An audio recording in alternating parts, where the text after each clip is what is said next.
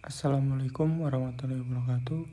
Perkenalkan, di sini saya Miftahul Hidayat dari Prodi Perbankan Syariah kelas C, yaitu semester 4.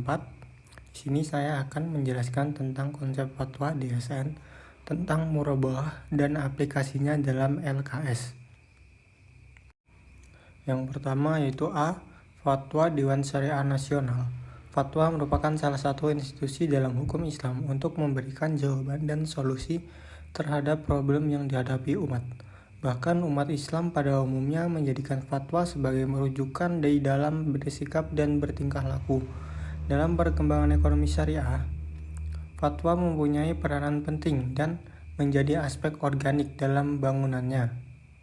Fatwa juga menjadi alat ukur bagi kemajuan ekonomi syariah di Indonesia.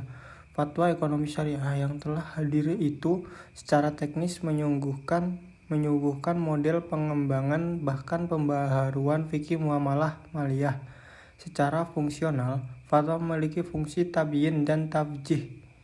Tabyin artinya menjelaskan hukum yang merupakan regulasi praktis bagi lembaga keuangan khususnya yang diminta praktisi ekonomi syariah ke DSN, dan taujih yakni memberikan guide atau petunjuk serta pencerahan kepada masyarakat luas tentang norma ekonomi syariah.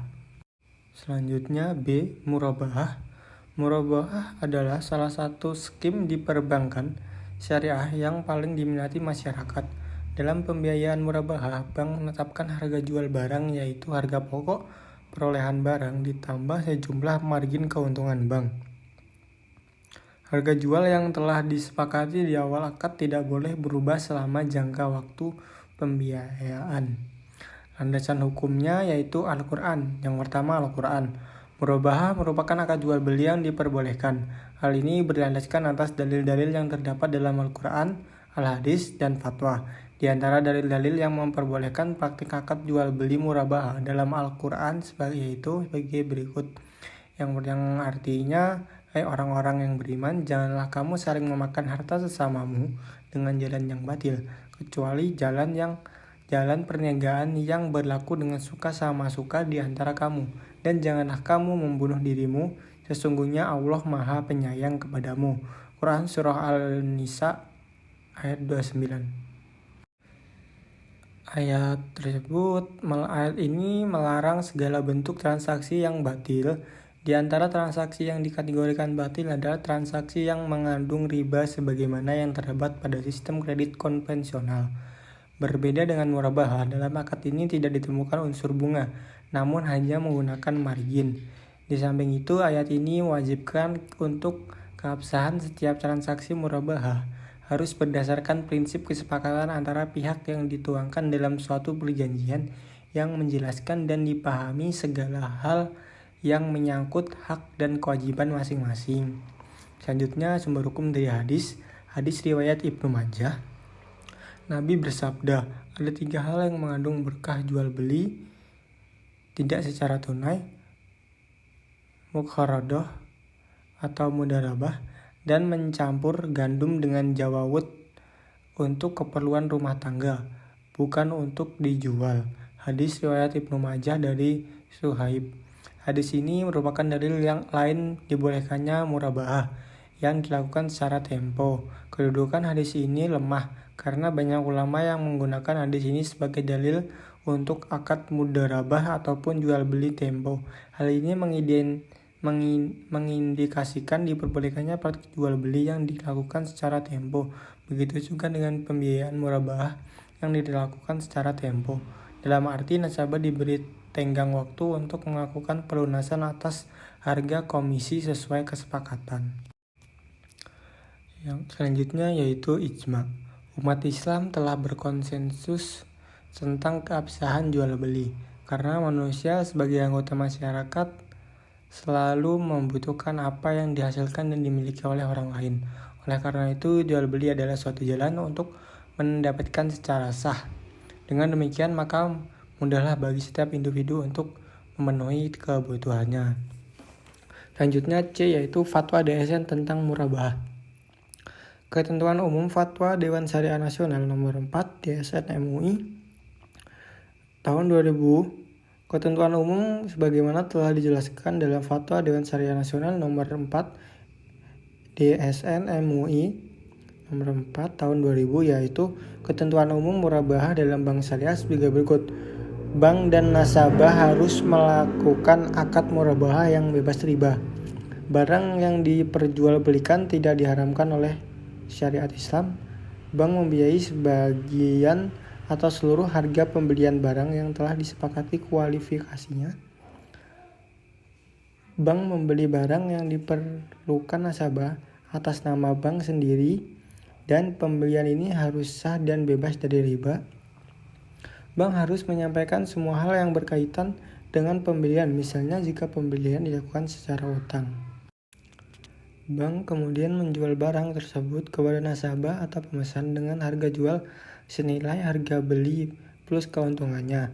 Dalam kaitan ini, bank harus memberitahukan secara jujur harga pokok barang kepada nasabah tersebut dengan biaya yang diperlukan.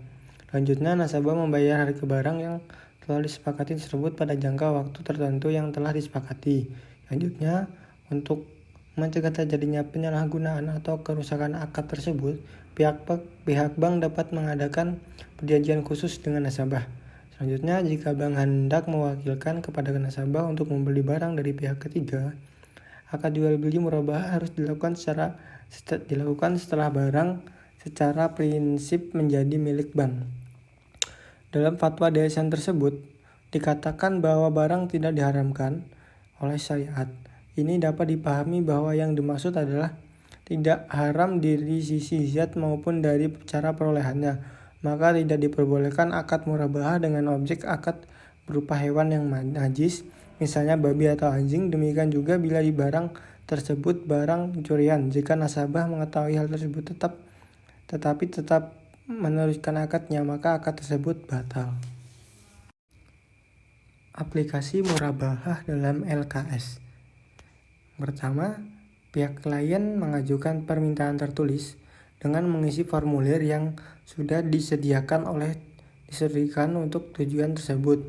Di dalamnya tertulis permintaan untuk membelikan barang yang sudah ditentukan sifat atau tandanya.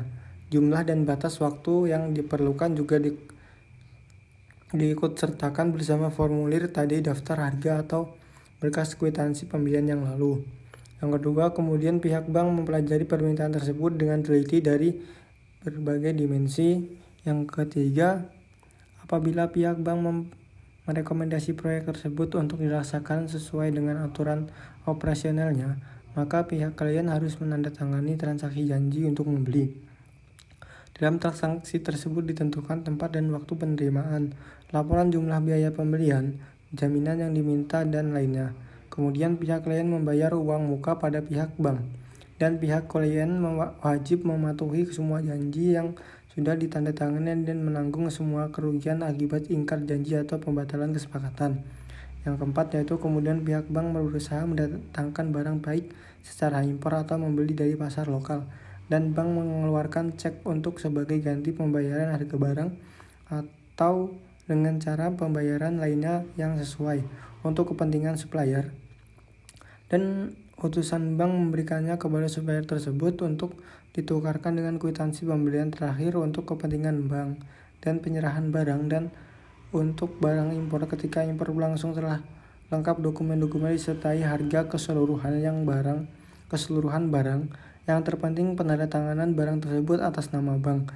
Sebagaimanapun bertanggung jawab membiayai ongkos-ongkos lainnya seperti tarif bea cukai, biaya muatan, dan asuransi. Setelahnya barang berada di bawah kekuasaan bank. Pihak bank boleh melangsungkan transaksi jual belinya dengan pihak klien. Dalam transaksi tersebut ditentukan jumlah hutang yang harus dibayar oleh pihak klien, waktu dan cara pembayaran cicilan, penyerahan jaminan yang diminta, dan lainnya. Berdasarkan akan transaksi tersebut, pihak klien berhak menerima barang tersebut pada tempat yang telah disepakati dan dengan sifat atau tanda yang telah ditentukan. Mungkin itu saja presentasi dari saya. Apabila ada kesalahan, saya memohon maaf yang sebesar-besarnya. Wassalamualaikum warahmatullahi wabarakatuh.